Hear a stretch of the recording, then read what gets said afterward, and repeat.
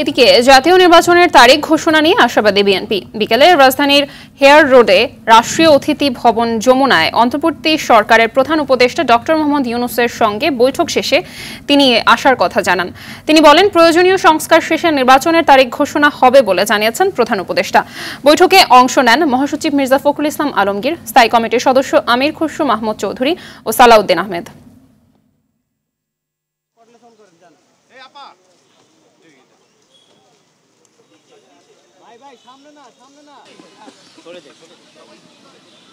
ফলপ্রসূ আলোচনা হয়েছে এবং আমরা অত্যন্ত আশাবাদী হয়েছি যে এই অন্তর্বর্তীকালীন সরকার যার নেতৃত্বে